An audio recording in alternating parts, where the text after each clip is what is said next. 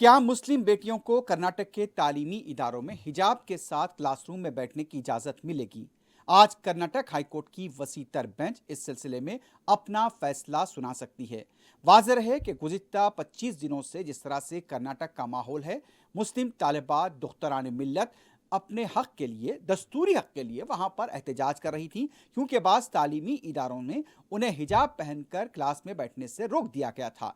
उसके बाद ये मामला पूरे मुल्क से निकलकर अब बैनुल अक़वामी सतह पर पहुँच गया है और ये मामले के अंदर तालिबात की तरफ से हाई कोर्ट में दरख्वास्त दाखिल की गई थी। सिंगल बेंच इसकी समाअत कर रही थी। बाद में सिंगल बेंच के मोअज़्ज़ज़ जज ने इसे वसीतर बेंच से रुजू कर दिया और मुकामी चीफ जस्टिस अब इसकी समाअत कर रहे थे। और यहाँ पर आज देखना है कि क्या मुस्लिम बेटियों को क्लासरूम में हिजाब पहनकर बैठने की इजाज़त मिलेगी।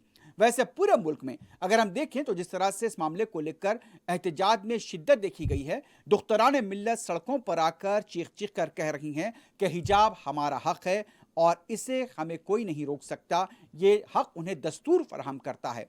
अब देखना है कि आज इस बारे में कर्नाटक की हाई कोर्ट क्या फैसला सुनाती है। और जिस तरह से ये भी कहा जा रहा है कि यहाँ पर आज जो फैसला आने वाला है, कर्नाटक के कई अजला ख़ास तौर पर दक्षिण कन्नड़ा के इलाकों में गैर मामूली सिक्योरिटी का बंदोबस्त किया गया है और जगह जगह पुलिस को तैनात देखा जा रहा है। और ख़ास तौर पर उडुपी से लेकर शिमोगा और दूसरे शहरों के अंदर पुलिस को सख्त इंतजामात में मसरूफ़ देखा गया है। लेकिन 24 घंटों के दौरान यहाँ पर बड़े पैमाने पर एहतजाजी मुजाहरे हुए हैं और न सिर्फ यहाँ कर्नाटक बल्कि यह एहतजाज राजस्थान, केरला, तमिलनाडु, मध्य प्रदेश, गुजरात में भी ये मुजाहरे किए गए हैं।